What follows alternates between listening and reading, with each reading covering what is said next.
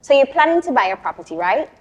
I know it's not one of the easiest things to do, and a lot of times you start the process, you get frustrated along the way, and even at the end you sometimes find yourself not achieving your desired results. Now, in this video, I'm going to give you 6 tips as to what you should consider when buying a property.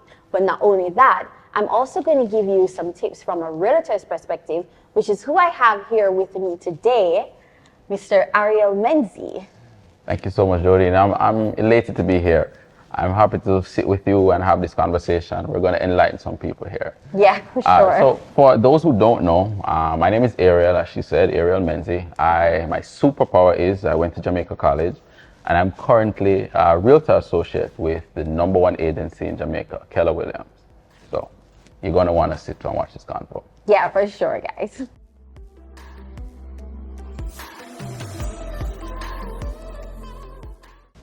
So the biggest thing that you should always consider is, what's the purpose of the property? Is it going to be a vacation home, or is it somewhere that you're going to actually live? Each of these purposes take on a different approach as it relates to what is your need versus your want. In a vacation home, you will find that you're going to be prioritizing on things like your entertainment space. Does it have a pool? Do you have outside amenities? Do you have like a mini bar set up in it? Do you have a larger square footage for entertaining groups?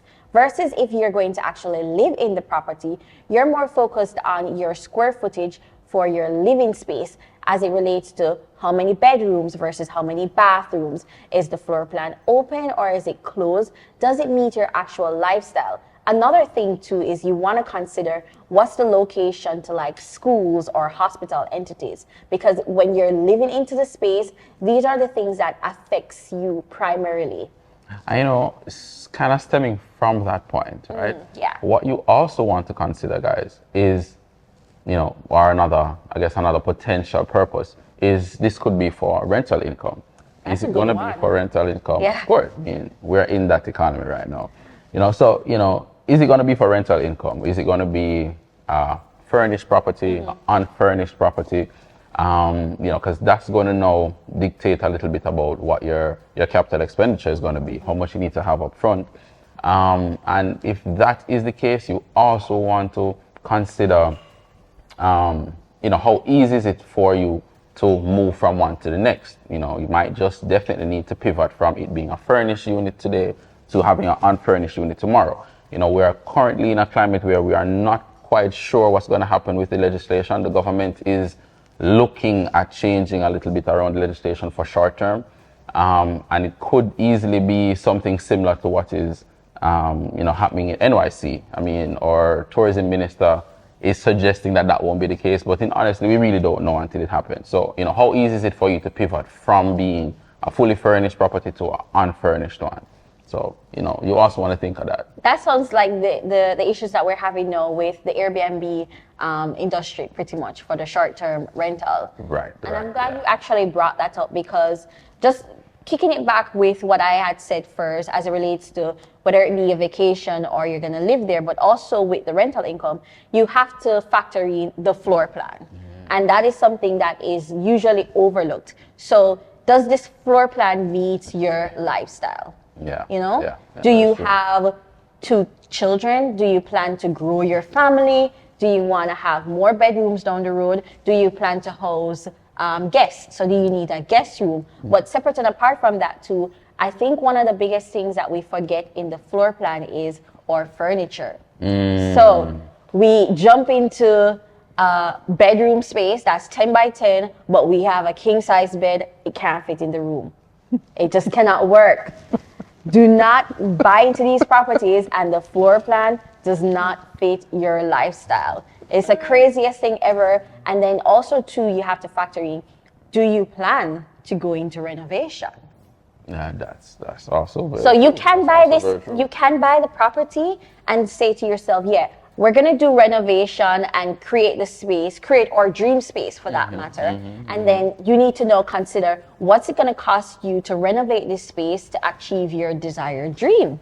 And you have to add that to your cost. To that cost. Yeah. Oh man, and the costs add up. But one of the real questions we should really ask or consider to ourselves in this point is it really our ideal property? Yeah.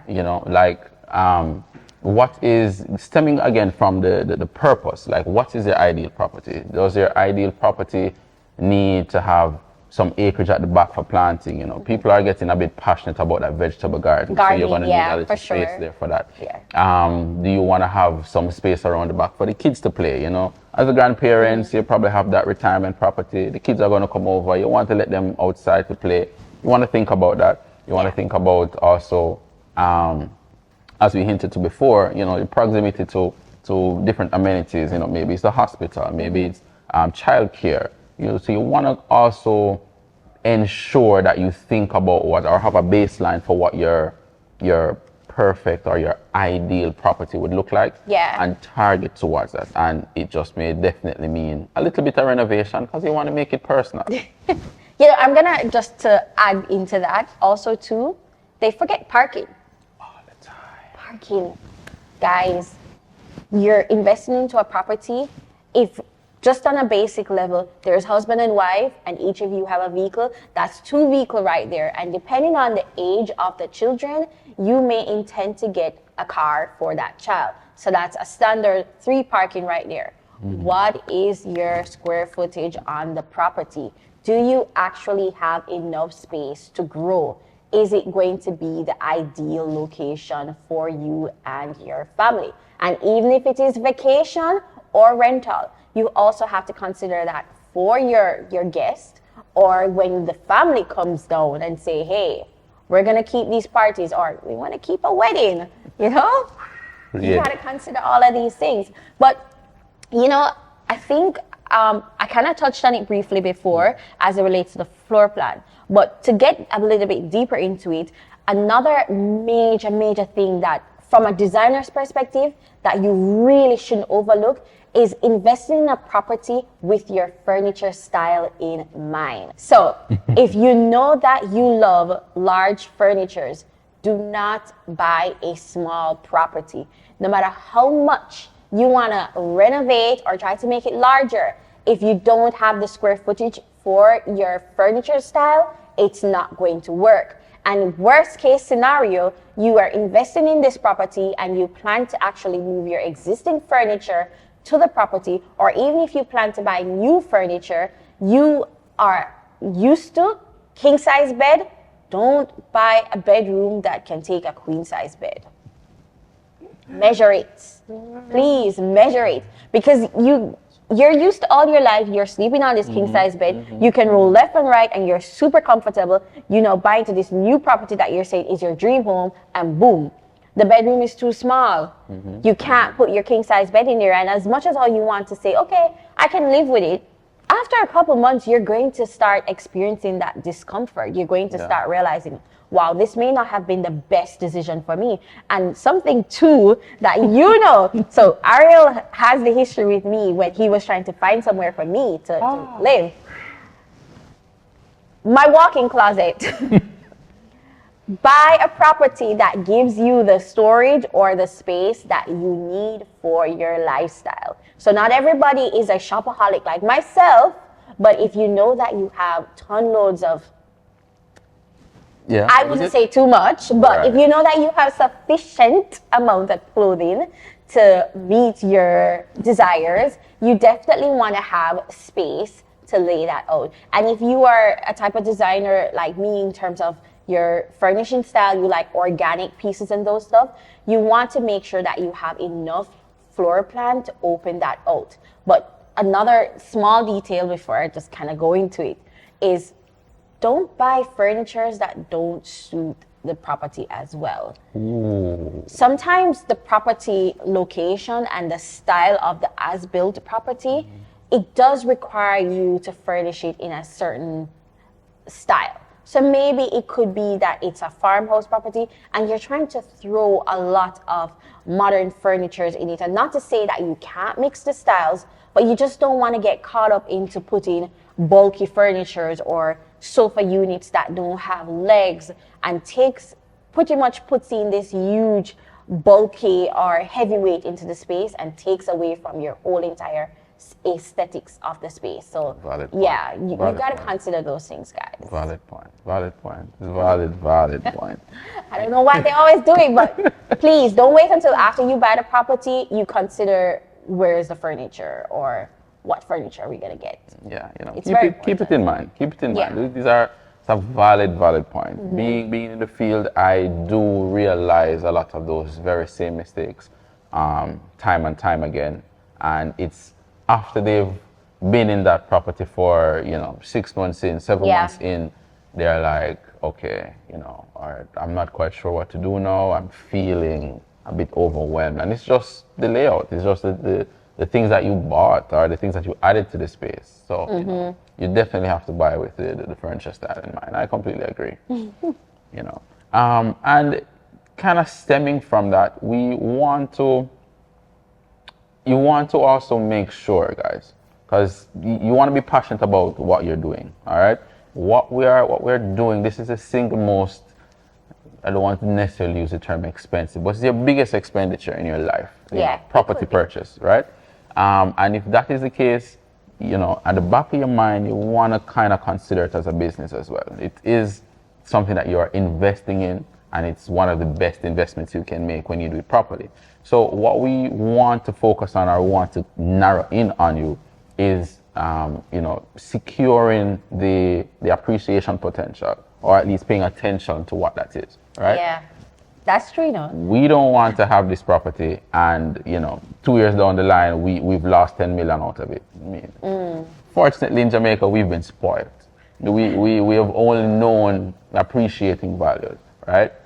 But we're in an economy now where things are changing and it is evolving, and because of that, we have to be careful with the things that we do. So a lot of the points that we mentioned, we can put that all together. In reality, you want to pay attention to the location that you choose, where it is, the amenities that are close by. Are the amenities enough for the persons in the area? Is the water supply good?